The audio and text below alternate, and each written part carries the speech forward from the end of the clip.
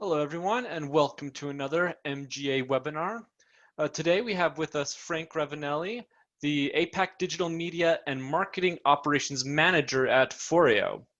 Frank has been in digital marketing since 1995. He has been leading remote teams and projects across the globe for almost 14 years. Today he'll be talking about remote working best practices. In this webinar, we're going to discuss how to maximize the opportunities offered by remote working while minimizing any challenges that may arise. Frank, I will turn it over to you. Perfect. Thank you so much for the introduction, Casey. Let me just share my screen so we can get started.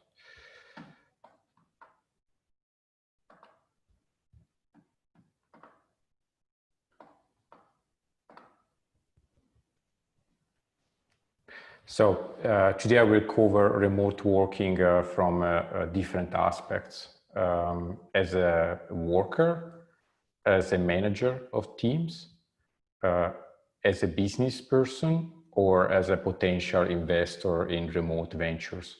And I will mention some tools and takeaway points. And if anyone has any questions, then we can address them at the end.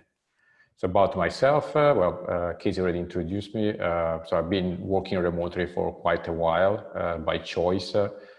So I developed a bit of experience about what works and does not in a remote environment. The company I work for is Foreo, a Swedish skin tech company which specializes in beauty and skincare. So we start from remote working from a personal level.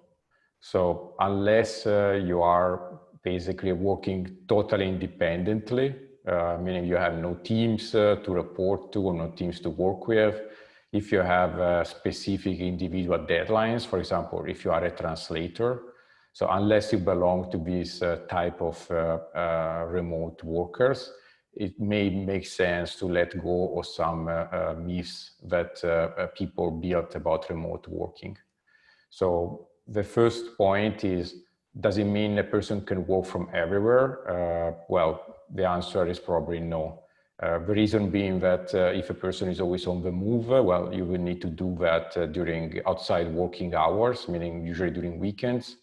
If there are delays in transportation, if there are problems with the local internet, then it will be up to you.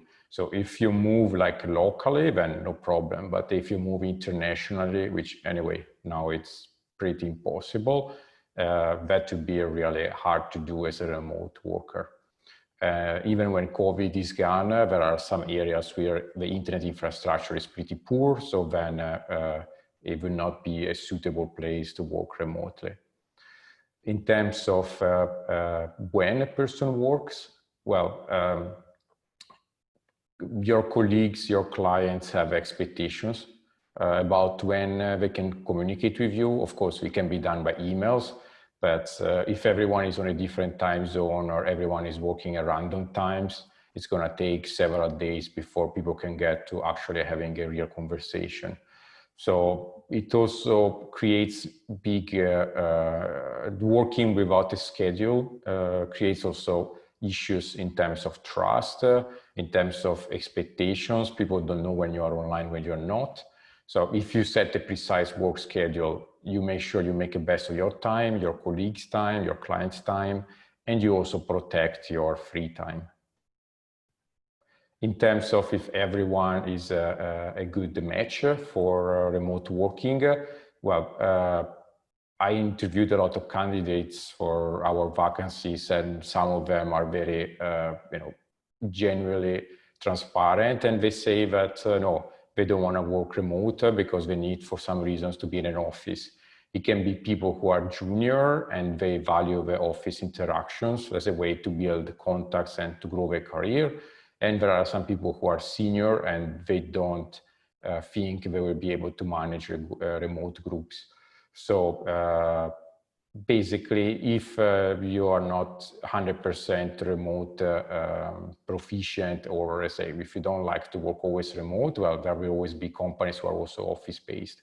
And that's the same for your talent. You need to screen to make sure that working remotely is a suitable option for them. In terms of strategies to be successful, it always starts from defining what success means for you. You identify strengths and opportunities of doing this remotely and weaknesses and challenges, and then you act accordingly. But I can just give my own personal experience with it for myself.